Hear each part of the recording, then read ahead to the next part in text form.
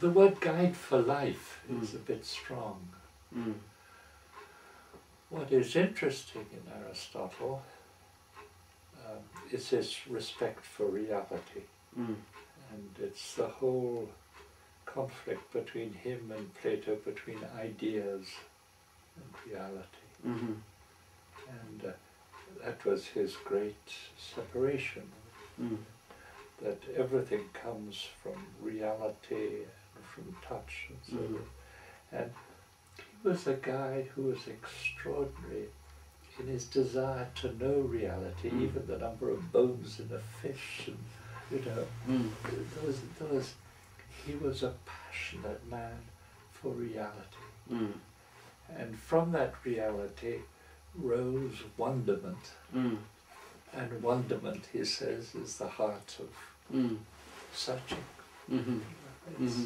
So wonderment, there's an aspect of beauty, there's an aspect of harmony, and so on. But the weakness of the Greek philosophers is they didn't have a sense of the person.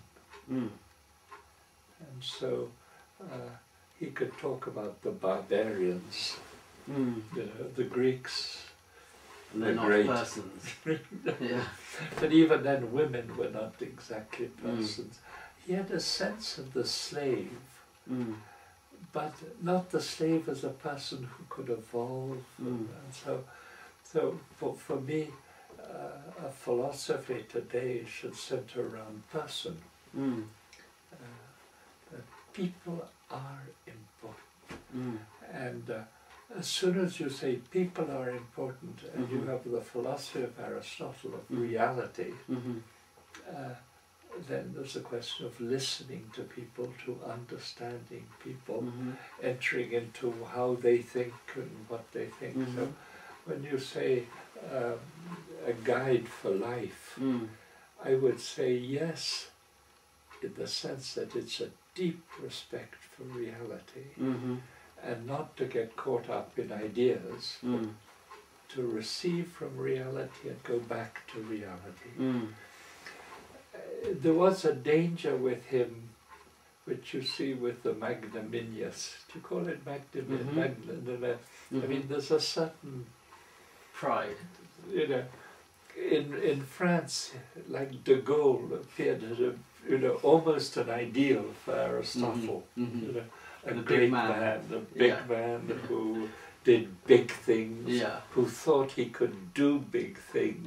And a kind of a disdain for the ordinary. A bit of disdain for the ordinary. I mean, and so there was something with Aristotle where there was this, yes, as I say, the greatness, puffing oneself up, and yet the magnanimous, he had to be truthful, he had to be just.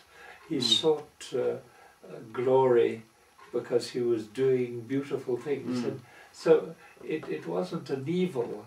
I mean, it wasn't a dictatorship. And some of I find the most astute things is the way he says how dictators should be maintained. Right, he understood that well. Oh, I mean, he decried, or he described in an incredible way Hitler, Stalin. You must crush private conversations, private groups. Any clubs or... Any clubs. I mean, he had a vision, which if you look at it the other way, is the encouragement of clubs and of private organizations. And so he had a deeper sense of democracy, as we see it today.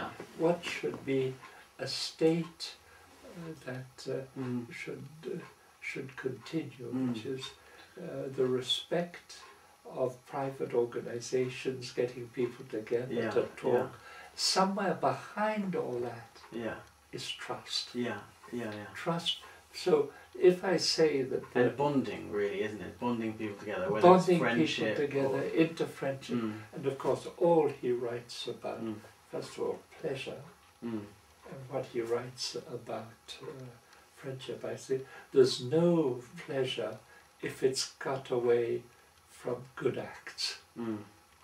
So the seeking of pleasure of itself That's nonsensical for him. Mm-hmm. It's the good actor, the good act, which is seeking truth or justice, and that produces pleasure. So, I find there's an incredible wisdom, and I actually said in the book, I think, did that come from his father?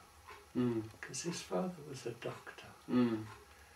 And therefore doctors are geared to reality, to listening to the body, and even in that period how they did it, I'm not quite sure. But there was something... Whilst Plato was an artist, really, wasn't he? He wanted to be a playwright. Yes, I mean, so there's a difference between the son of a doctor, who is conscious of reality and of pain and so. So there's something very deep of goodness. Yeah. But